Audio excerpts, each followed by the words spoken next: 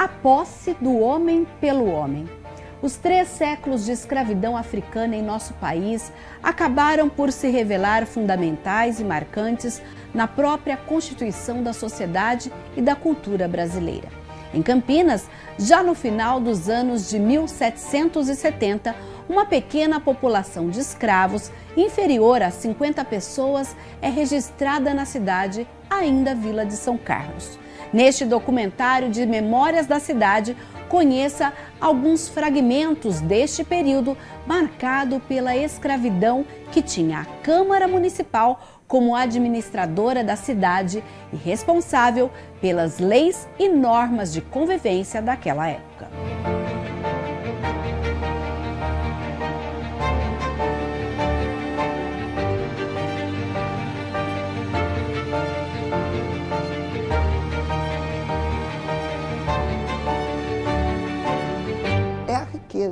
É a principal forma de riqueza do século XIX.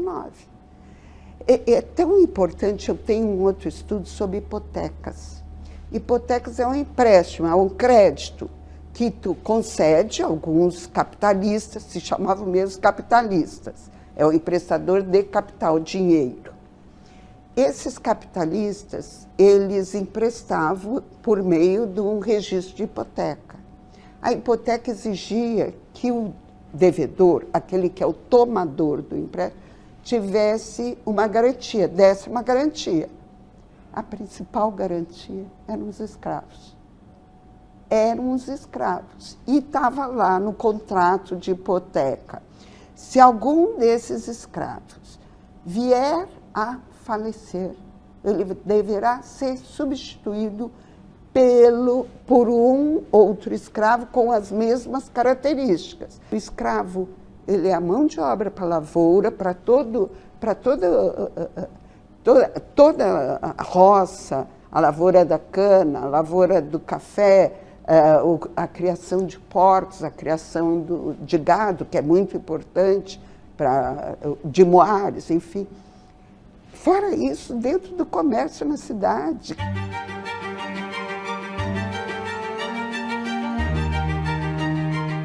Campinas não existia.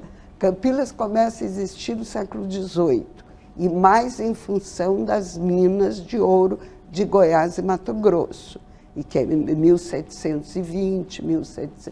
E aí começa a primeira sesmaria doada, que terras doadas para senhores, é de 1723, 1740. O capitão-mor, o Floriano Camargo Penteado, ele se filia a outros proprietários para trazer escravos da África.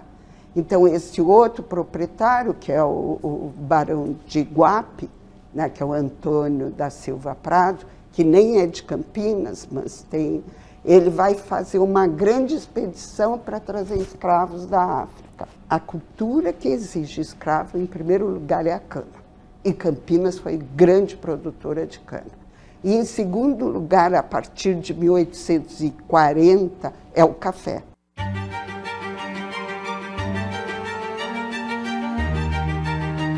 O que a gente tem é através dos inventários. Os inventários são documentos judiciais que são produzidos com o falecimento de uma pessoa que tem a propriedade para serem distribuídas, para ser partilhada. O primeiro registro que a gente tem é de 1793. 93. Então, porque antes tu tem todo um registro que é feito em Jundiaí, porque Campinas pertencia a Jundiaí. A escravidão em Campinas começa com o engenho de açúcar. É o açúcar que traz o escravo, né? Essa necessidade de mão de obra. E daí é o escravo africano, né? O que descreve dos escravos? O nome. Pelo nome a gente sabe o sexo, a idade, o que ele faz, qual é a ocupação, se é roça, ou se é lavoura, ou se é trabalho na casa, ou se é trabalho no engenho. É da África, então é do Congo, é Benguela, é Angola, Moçambique, então todas... Ou vem de Pernambuco, vem do Rio Grande do Sul, vem de Pelotas, vem, enfim, né, ou são não necessariamente são africanos, mas que vieram primeiro para uma localidade e depois eles são vendidos para Campinas, por exemplo. Ele chega da África, às vezes eles falam seu nome ou vão traduzir para o nome aportuguesado, né? Então é como é, João Moçambique, João Benguela, João Rebolo, João, e assim variava, dependendo da região que ele vinha.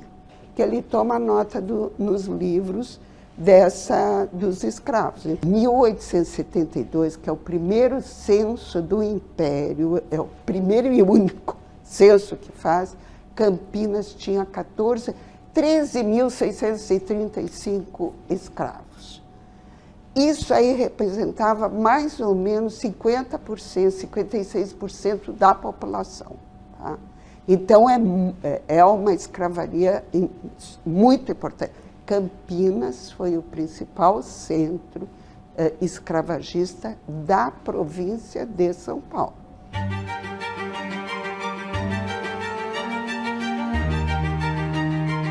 O Código de Postura, ele era pensado pelos vereadores, ele era criado pelos vereadores, mas para ele passar a valer, ele precisava da sanção do governo provincial, né? Como acontece hoje no nosso processo legislativo, a Câmara ela aprova o projeto e manda para a sanção do prefeito. Nessa época não existia a figura do prefeito, então a autoridade acima da Câmara era o governo provincial, então eram eles que aprovavam o Código de Posturas. Aí uma vez que eles publicavam, estava valendo. No início do século XIX, a principal atividade econômica em Campinas era a cana. Então a gente tinha vários engenhos, vários canaviais que usavam mão de obra escrava. Naquele momento, em 1815, houve uma denúncia para a Câmara dizendo que houve o roubo de cana por pessoas escravizadas. Então a Câmara ela vai se colocar a favor dos senhores que tiveram a cana roubada, proibindo a compra de produtos de escravizados exatamente para evitar que as pessoas comprassem o que foi roubado. Né? A gente sabe que o comércio realizado por pessoas escravizadas era uma forma também deles conseguirem fundos para comprarem suas próprias alforrias. Então era comum que nas cidades, nos espaços urbanos, eles vendessem doces, vendessem produtos da sua própria produção, inclusive, para conseguirem esses fundos. E aí, então, a gente tem duas funções, né, nessa proibição. A proibição por causa desse roubo, desse suposto roubo de cana, mas também uma forma de evitar que esses escravizados conseguissem aí lucrar com esse trabalho de venda. Eram sempre criadas posturas que falavam sobre proibição de jogos, proibição até de que eles frequentassem o comércio por mais tempo, além do necessário para compra e venda de produtos, para evitar que eles tivessem essa socialização. Era uma forma de reprimi-los para evitar que eles se organizassem e aí eles pudessem tomar alguma atitude sobre o que eles estavam vivendo. Então, nesse caso, o delegado percebe que os jogos eram uma forma desses escravizados se reunirem e pede à Câmara que criasse uma postura para poder proibir. O que a gente percebe de diferença aí entre 58 e 66 principalmente em relação às penalidades. As penalidades dos escravizados em 58 são muito físicas.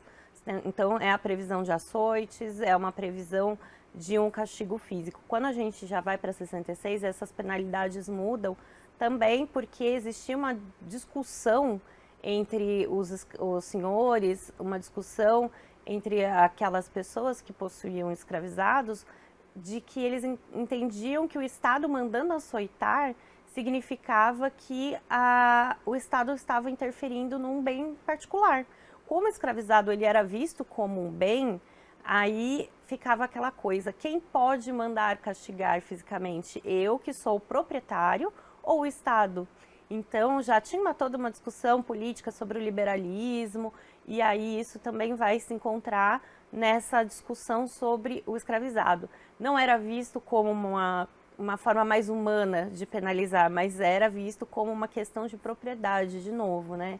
Então, era o problema de sempre de ver a pessoa escravizada como um bem, como um objeto. É uma forma também de escapar dessa discussão do que é privado e do bem privado ou não privado ali, como que o Estado está interferindo nisso. Então era uma forma de burlar isso. Outra questão que a gente pode perceber é que eles estão novamente falando sobre os mesmos problemas, digamos assim, né? Sobre as mesmas situações. Os jogos, as reuniões em comércios. Então a gente percebe que, apesar das posturas, provavelmente esses comportamentos estavam acontecendo na região, na cidade. Então a gente percebe, a gente consegue interpretar a partir desses documentos que havia ainda uma resistência a essas demandas, a essas leis.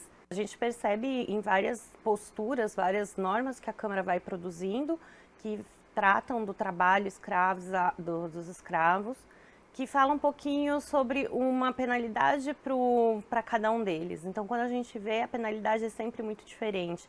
As pessoas livres tinham uma penalidade geralmente mais branda e, às vezes, na maioria das vezes, não tinha uma penalidade física, não sofriam uma pena física, enquanto os escravizados eles sofriam. A gente percebe também quando a gente fala já do século XIX, após a independência, durante o Império, a gente vê que já existia um Código Penal, que já existia leis imperiais que proibiam, por exemplo, a pena de morte, mas elas tinham algumas, qual que é a palavra?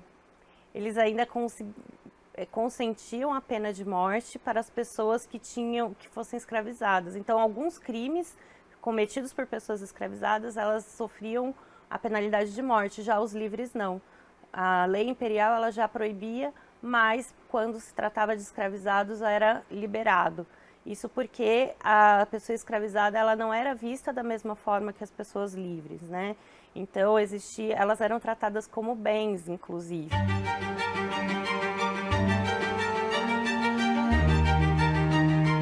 A gente vê em processos essas pessoas tratadas como bens, tratadas como uma mercadoria.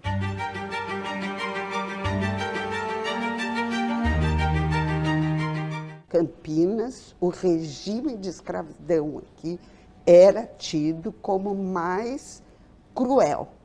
Isso é pacífico.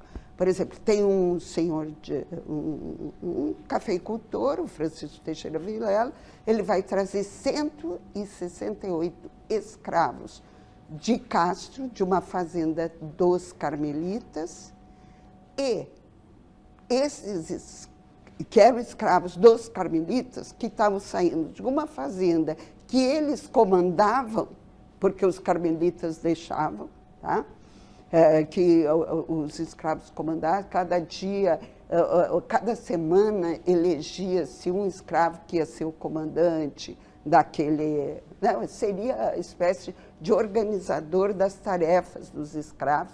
Quer dizer, dessa situação eles vieram para cá, era um horror, eles fizeram uma revolta em Castro, que é estudada essa revolta, por causa dessa ideia de sair dessa situação para uma de Campinas. A gente percebe muito nas documentações aqui da Câmara que existia um grande medo de levantes escravos.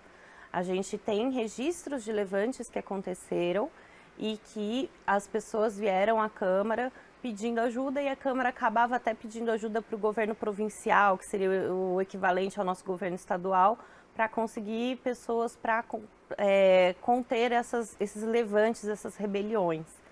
E a gente percebe nos documentos que havia muito medo dos vereadores, das pessoas, havia vários ofícios que chegavam com relação a esses levantes. Eram sempre tentativas de reprimir os escravizados para evitar que eles se organizassem e se rebelassem. A gente sabe que por algum tempo Campinas teve uma população muito grande, inclusive quando a gente compara com cidades como São Paulo no mesmo período.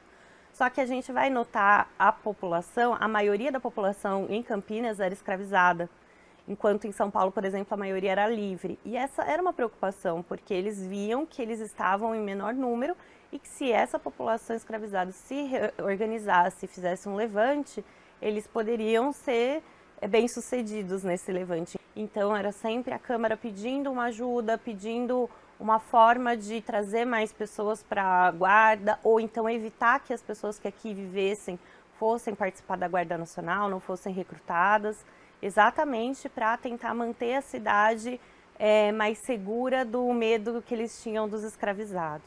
Porque aqui em Campinas nunca existiu uma rebelião. Por conta desse ato, não aconteceu antes e não aconteceu depois. Então eu acredito que aquele exemplo serviu para colocar temor, medo e toda a escravatura que existia na cidade.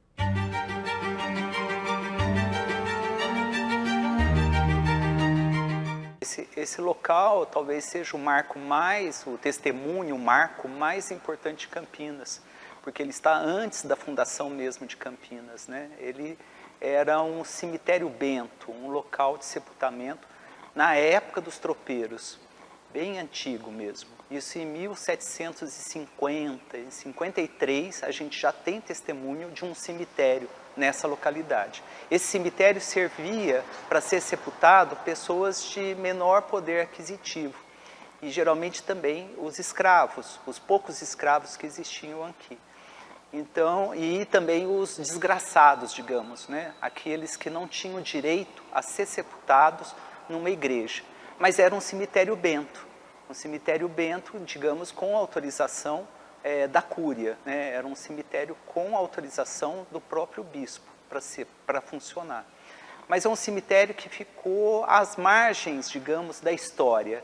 Mesmo estando dentro do Rossio, dentro da área pública, ele ficou às margens da estrada antiga, que é hoje a Moraes Salles, o caminho da Campinas Velha, das Campinas Velhas, mas também foi um local que serviu também para o sepultamento dos escravos, os escravos de nação. O Rossio era uma área pública, uma área administrada pela Câmara, a Câmara Municipal. Então os vereadores tinham um território específico para poder garantir a sobrevivência da população local. Quando a gente fala de sobrevivência, é o que? Por exemplo, o mais básico possível, o fogão deles, né? O fogão é a lenha. Aonde eles conseguem a lenha? Dentro do Rossio, porque é uma área permitida, é uma área pública. Ou se não, pastagem para os seus burros, cavalos, era no Rossio que você conseguia.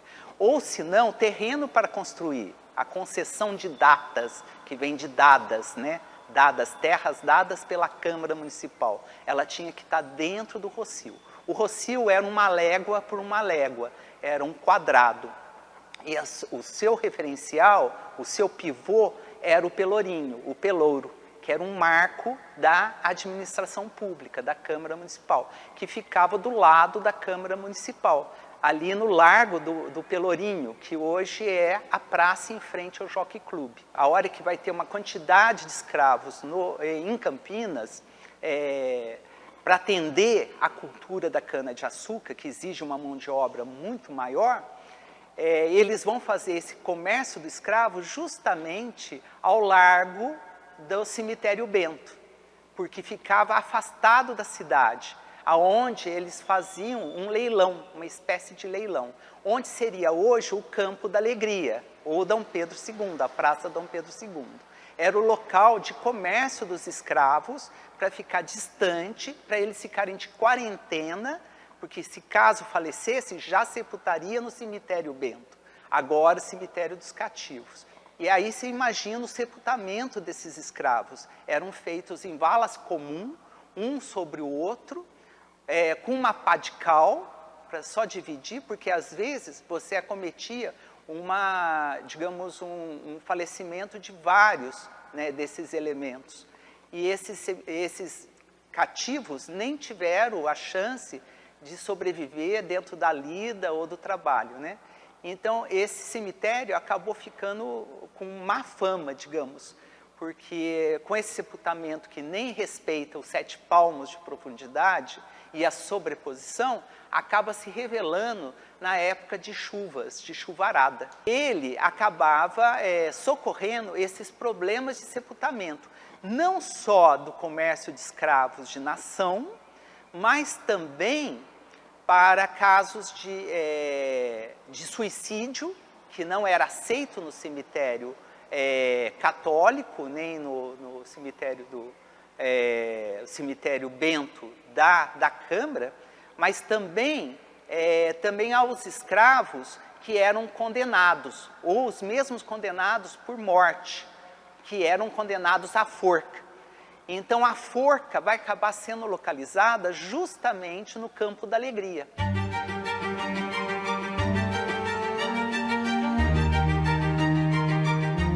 E esse nome de Campo da Alegria também tem a ver com os escravos de nação, porque é como se a morte estivesse livrando, né, essa alma, ou retomando a sua terra natal, livrando de uma condição, né, da morte, né, a condição do desterro, digamos, desses escravos, e aí é como se eles pudessem voltar em espírito para a África original. É onde estaria exatamente a creche Bento Quirino. Então, a creche Bento Quirino está sobre o cemitério Bento. E seria, digamos, a casa paroquial da igreja de São Benedito estaria num pedaço desse cemitério. E ela acaba, a capela mesmo do Melchior, acaba encostando no cemitério dos cativos. Em 1820, quando Campinas começa a crescer, 1820, 1830, o cemitério que atendia os escravos, mas não os escravos condenados e os escravos de nação não católicos, era o cemitério ao lado da Igreja do Rosário. Mas no momento que é desativado esse cemitério, né, ali na frente do Palácio da Justiça, uma das alas, todos esses corpos vão ser transferidos para o cemitério dos cativos.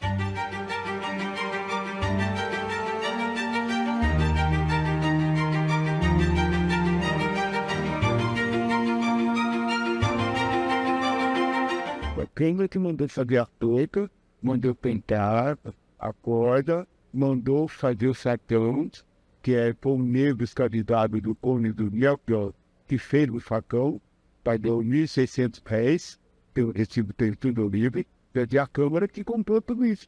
Vão mandar fazer a forca, né?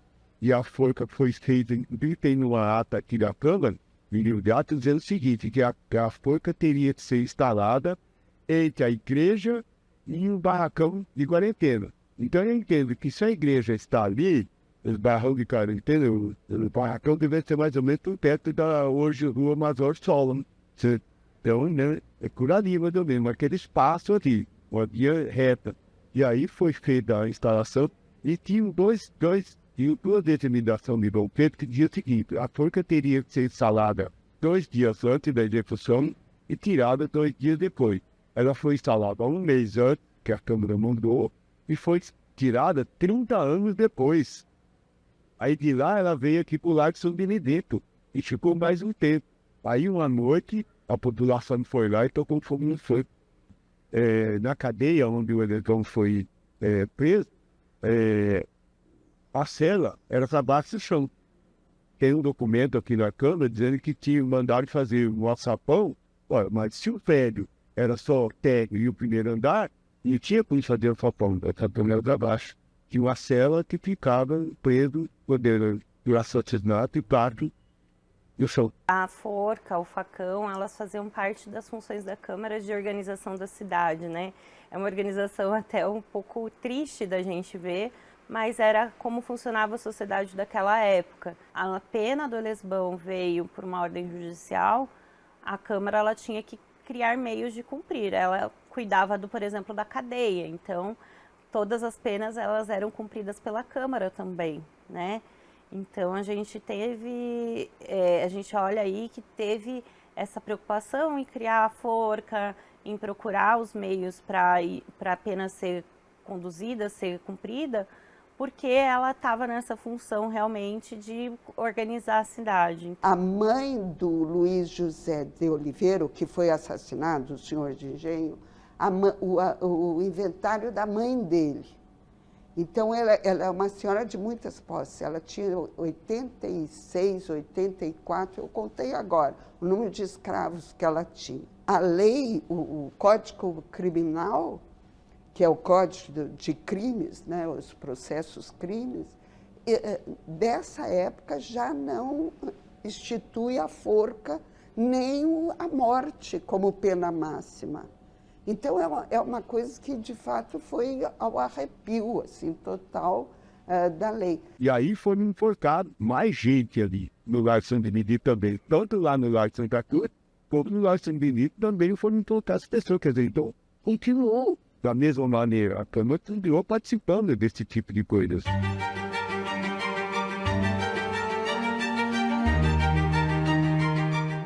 Tanto o cemitério dos cativos como a capela do Melchior também vão entrar em ruína, né? Então, as duas situações começou a ficar ruinosa e suspeita, criando um incômodo aos vizinhos. Então, eles começam a questionar e, ao mesmo tempo, a Irmandade de São Benedito começa a procurar um terreno para construir a sua capela, pedindo para a Câmara Municipal. Eles concedem vários terrenos, só que a Irmandade de São Benedito não consegue construir a tempo, porque se ela não construísse em um ano, ela perdia o direito da concessão do terreno. Então, mudou-se várias vezes essa situação da Capela de São Benedito, até que aparece o Mestre Tito. O Mestre Tito, ele foi escravo da família Camargo Ferreira, só que ele era um escravo muito especial. Ele é um escravo de nação, ele tem esse nome mestre porque ele era especialista em fazer chapéu de fibra de coco. Então, ele vendia esse chapéu para vários, ele conseguiu muito dinheiro. Ele tinha autorização de seu senhor, que era da família Camargo Ferreira, de ele fazer esses chapéus e botar à venda. E ele conseguiu o dinheiro para comprar a sua própria alforria, apesar de que o seu senhor deixou em testamento a sua própria liberdade. Mas ele queria muito mais, ele queria comprar toda a liberdade de todos os seus parentes. Então, de todos os seus parentes mais próximos. E ele foi adquirindo essas cartas de alforria com o tempo, e ele vai concentrar suas energias para a Irmandade de São Benedito, que nunca conseguiu um local para construir a sua capela. Aí ele vai fazer uma campanha própria, ele vai se unir e vai fazer aquela campanha que se você coloca um ex-voto no pescoço, uma capelinha, um cofrinho, e vai pedir de casa em casa esse donativo. Ele era amigo do Dr. Ricardo Kublental Daltin, que era um dos primeiros historiadores de Campinas, e é o que fazia a história da capela do Melchior, e ele vai ter apoio dele também, né? E aí, o que vão fazer? Vão tentar fazer uma carta bem elaborada para a Câmara, pedindo a concessão da capela do Melchior. O Mestre Tito, ele vai conseguir um certo dinheiro e vai conseguir esse convencimento da Câmara para concessão.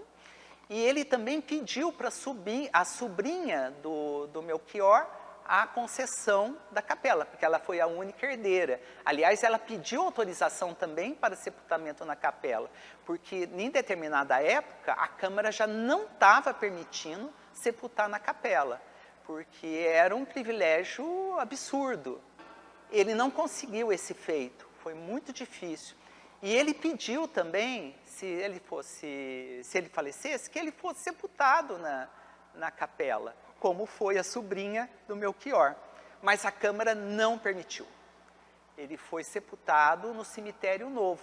Isso em 1882, né, 81, 82, ele teve que ser sepultado lá no Cemitério da Saudade. Ele teve a ajuda de Ana Gonzaga, que fez uma campanha, era uma senhora, esposa de um médico importante aqui, ela também era muito rica. Ela vai conseguir fazer uma campanha muito mais assídua com os ricaços da cidade. Então, ela vai conseguir coletar uma quantidade de dinheiro suficiente para a reforma da capela, para transformar numa igreja. É nesse momento que a Câmara concede não só o direito sobre a capela, de transformar em igreja, mas concede um terreno na frente e outro atrás, para fazer a ampliação dessa capela, para se tornar um prédio mais satisfatório. E a Ana Gonzaga, junto com Miranda, eles vão conseguir um arquiteto importante na época. Essa é uma das primeiras obras do Ramos de Azevedo, do Francisco Ramos de Azevedo, que já estava começando a despontar em São Paulo. Então ele vai fazer um projeto até suntuoso para a fachada do São Benedito, né? Vai fazer na ordem, no estilo neorromânico, uma fachada muito curiosa, e vai fazer no seu fundo, para a Capela Mor, para poder iluminar melhor, porque as paredes fechavam esse quadrilátero, vai fazer um zimbório, uma cúpula para iluminação. Até hoje ainda tem esse zimbório, uma cúpula, uma espécie de transepto da capela.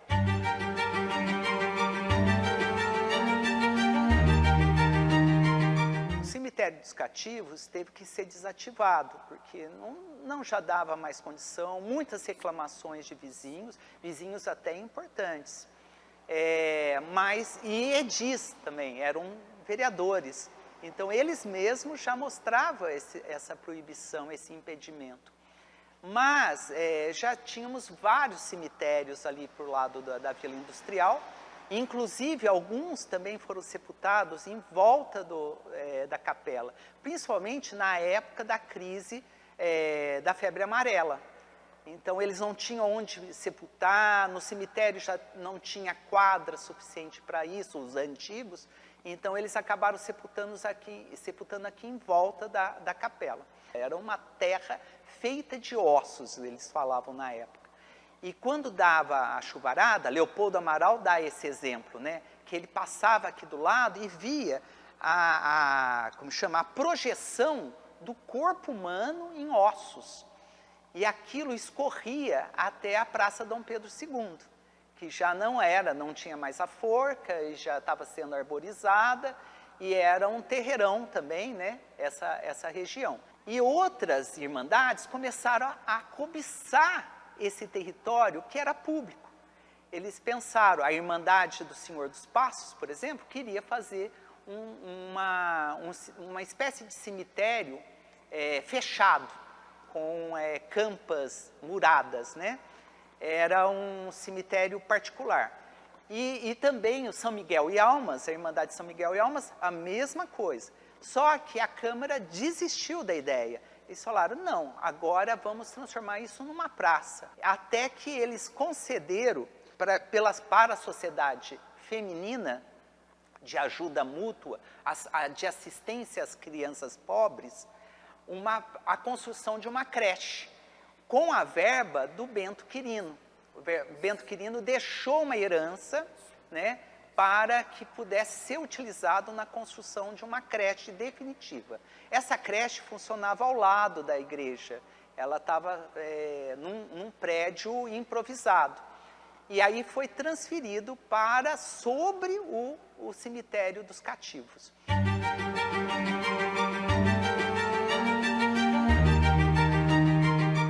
O movimento republicano, que começa na década de 71, 72, né, quando a fundação do Partido Republicano Paulista, eles não têm como linha primeira a questão da abolição. Por quê? Porque a maioria dos republicanos são proprietários de escravos. Tá? Eles são a favor deixar o tempo passar, o tempo trará a abolição. É o que o Campos Salles fez. Campos Salles, campineiro, mas a terra que ele tinha Rio Claro, Banheirão, que é uma fazenda, ele tinha escravos. Em 87, o Campos Salles é republicano. O Campos Salles dá alforria condicionada para os seus escravos. Dali a 3 anos. A Lei Áurea de maio de 88, tá? Ele daria a liberdade para os seus escravos. Existe um movimento abolicionista muito importante, que alguns republicanos eram abolicionistas. Eu vou te citar Júlio Mesquita, que foi o fundador do jornal, foi um dos fundadores do jornal A Província de São Paulo. Nascido em Campinas, estudou no Culto às Ciências. Depois fez direito, voltou para Campinas para trabalhar na província de São Paulo, que tinha aqui, é do Rangel Pestana, a província. Daí o sogro dele, que é muito rico, e que depois foi vice-presidente de São Paulo, da província de São Paulo, o Júlio de Mesquita, ele trabalha e ele é dos clubes abolicionistas. Então, ele dá cursos sobre liberdade, sobre a Revolução Francesa. Para eles não, a Revolução Francesa e tudo mais. E a questão da luta pela abolição. O que movia o republicanismo? O federalismo. Da autonomia para a província de São Paulo.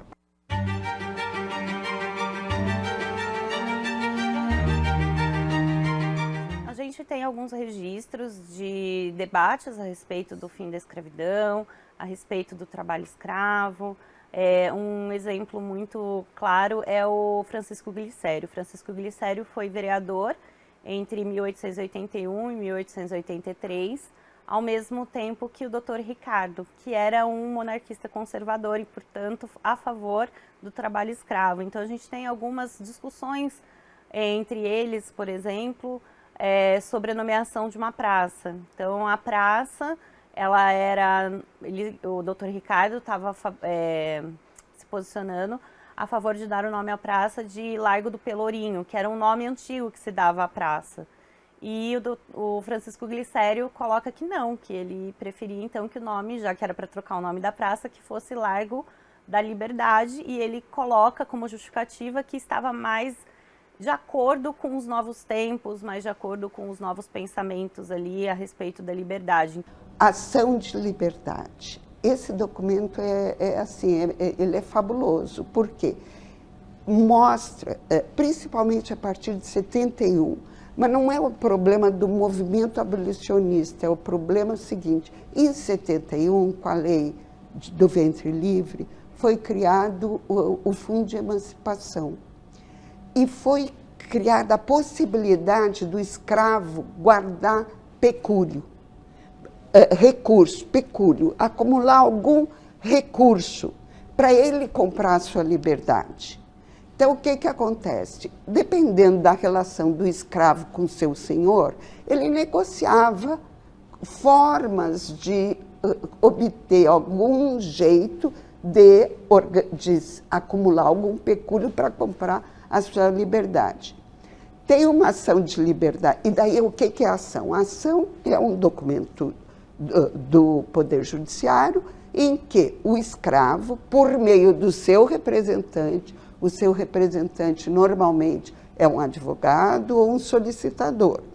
Solicitador é aquele advogado que não concluiu o curso, Francisco Glicério. Francisco Glicério não conseguiu concluir o curso de Direito, o pai dele morreu, ficou com uma dívida enorme, ele não podia mais cursar terminar São Francisco, né? As Arcadas, né? A Faculdade de Direito das Arcadas de São Francisco. Bom, o que ele vira solicitador? O irmão dele é advogado formado, que é mais velho, o Jorge de Miranda. Então, o Francisco Glicério, ele é o que tem maior número de causas como solicitador, representante de um escravo que quer comprar a sua liberdade.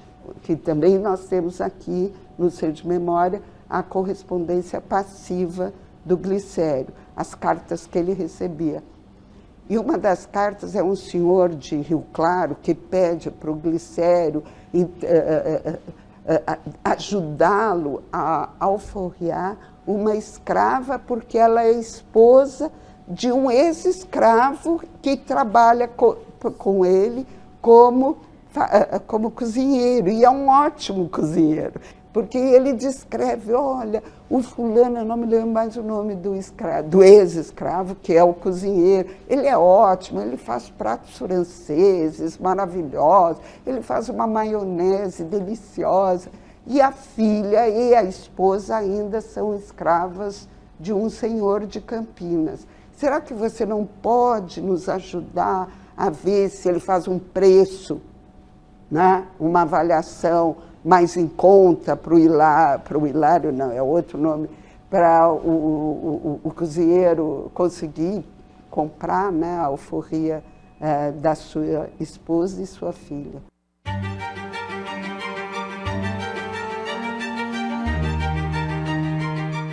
O Hilário conseguiu o seu pecúlio como?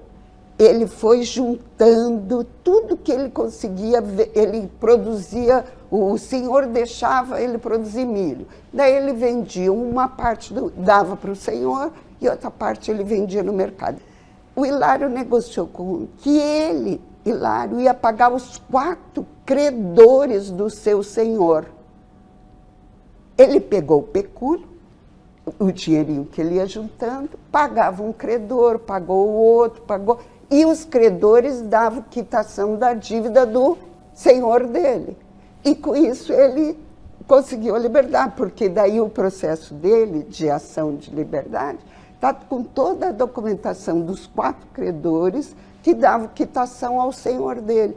A maioria das alforrias, que é a liberdade que os escravos obtiveram em Campinas, se deu pelo pecúlio. Não foi a alforria dada pelo Senhor. Ocorria também. No testamento, que são as últimas vontades do Senhor, o que aparecia? O Senhor queria, enfim, agradecer aqueles que ajudaram ele. Então, ele vai, em geral, alforriar mulheres escravas que trabalhavam na casa, como mucamas, como ama de leite. Isso é muito comum. Isso tu encontras, viu, nos testamentos. A ama de leite que vai ser alforrada, em geral mulheres, porque são aquelas que estão mais próximas, mas às vezes até casais. O Francisco Egídio vai alforriar 3 ou 4 casais. Por quê? Porque foram escravos bons, ele diz isso, que eles me serviram, eles foram muito bons. E assim é outra forma de alforria. Uma solidariedade que vem da origem, vamos dizer, é uma trajetória comum, né, que se encontra numa senzala. E daí um tenta ajudar o outro, né? Então, que é para amenizar os males, não?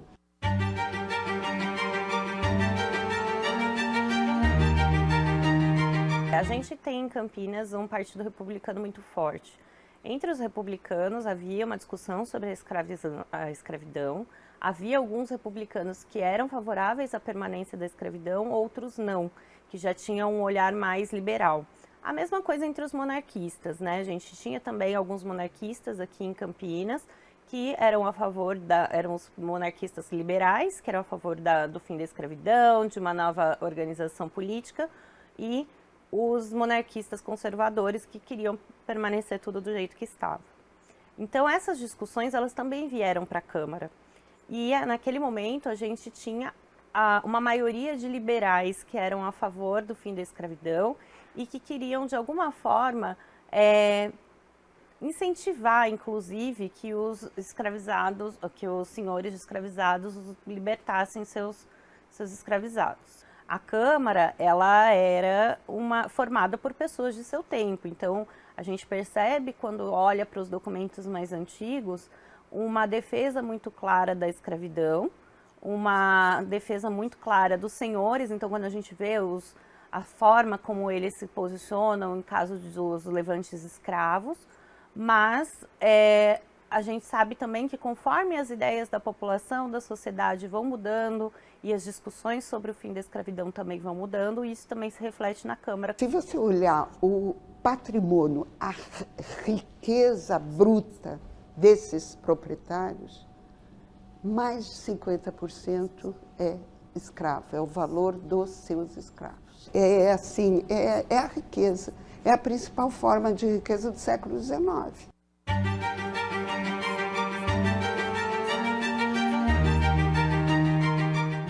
Foi um livro criado muito próximo do fim da escravidão. A gente sabe que estava tendo um movimento federal também a favor da abolição. A gente já tinha passado pela lei do ventre livre, a lei dos sexagenários, o fim do tráfico negreiro.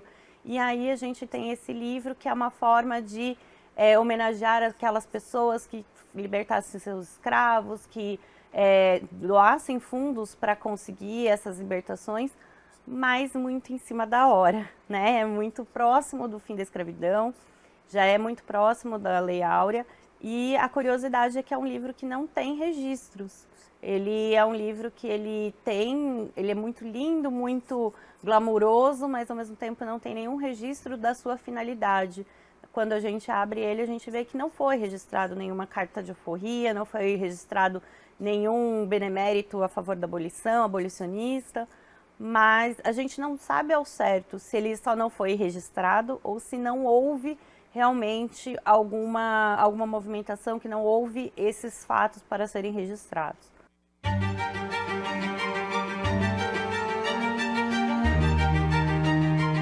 Qual era a grande batalha? Serem indenizados. Quer ver o Visconde de Indaiatuba? Ele morreu em 84. 84. Daí ele tem 200 e tantos escravos. A viúva, que é a meira e que é inventariante, ela faz a listagem. Mas esse inventário demora, vai sair só em 86. Abre o inventário, manda aí, demora, e daí vem 86. Ela lista todos os escravos com o valor, que é o valor previsto para o preço dos escravos com aquelas idades, segundo a lei dos sexagenários. Então, o que ela está aguardando? Que a indenização que vier seja naquele valor, que era previsto pela lei dos sexagenários, que é de 85. Então, tem por faixas o valor de faixas etárias, o valor dos escravos. Então, é isso. Eu acho até o final eles estão prevendo, e daí é o rompimento político com o Império, não é? Porque eles não foram indenizados. A cidade de Campinas era uma cidade que vivia basicamente da agricultura e o principal trabalho, a principal mão de obra na agricultura era o trabalho escravo. E por isso a gente sabe também que havia muita resistência local para que houvesse o fim da escravidão, que houvesse a abolição do trabalho escravo. Então, por mais que a gente tenha dentro da Câmara pessoas que eram a favor da abolição, que trabalharam muito por isso, a gente sabe também que havia dentro da Câmara como representantes de uma grande parcela de senhores que não queriam o fim desse tipo de trabalho, porque era o que sustentava as suas fazendas, que sustentava as suas propriedades.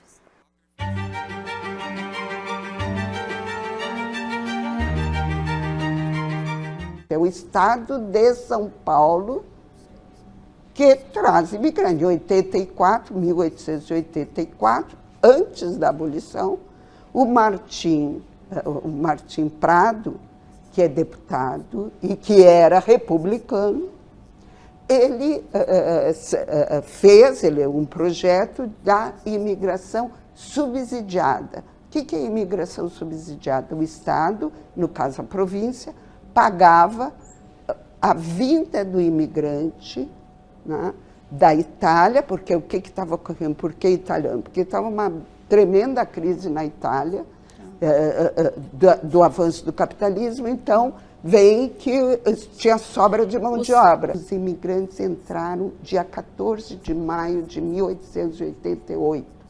Ficaram poucas famílias de ex-escravos, que tu identifica pelo nome, que são ex-escravos. Mas vieram 20 famílias de imigrantes para essa fazenda.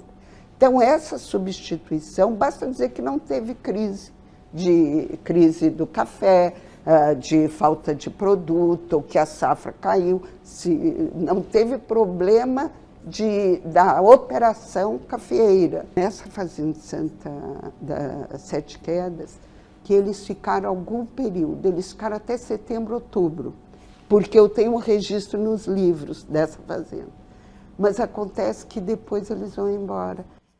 Eu acho que para eles era muito doloroso continuar naquele lugar. Podia ir para outra fazenda, mas não naquele, onde ele foi escravo. A Câmara ela dá a ciência, quando há a assinatura da Lei Áurea, a ciência de todos os vereadores de que houve a assinatura, mas não tem um projeto do que fazer com essa população.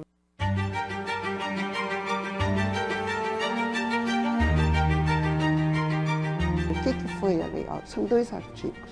Está abolida a escravidão. Revogam-se as disposições em contrário. O que se faz com isso? Aqui em São Paulo, na província de São Paulo, tinha 107 mil escravos. O que essa gente vai fazer sem educação, sem saúde, sem terra? Porque o que eles sabiam era cuidar da terra, sem terra, porque não deram terra. O primeiro movimento abolicionista dos anos 80 se falava em distribuir terras para os ex-escravos. Era isso, tinha uma série de propostas, educação, terra para eles, saúde nunca, mas educação e terra. Isso nada se fez. Então a gente não tem um projeto do que fazer para reparar esse período em que essas pessoas foram escravizadas, o que fazer com essas famílias. Campinas se deve aos braços e às mãos dos escravos. Isso aí é uma longa trajetória que começa lá, né? Como lá em 1700, quando Campinas é fundada e que teve a principal população de escravos da província de São Paulo. Se isso aqui é um território tão sagrado, tão significativo para a memória dos negros, daqueles que não conseguiram avançar, o mestre Tito conseguiu mudar essa realidade. Aliás, ele comprou várias alforrias de outros escravos. Quando ele conseguiu liquidar toda a libertação dos seus escravos, ele consegue comprar de outros. Se esse é um ponto tão importante para a cultura negra, para a cultura afro-brasileira, por que essa creche não deveria ser transformada nesse centro, nesse local especial para a gente entender a cultura negra?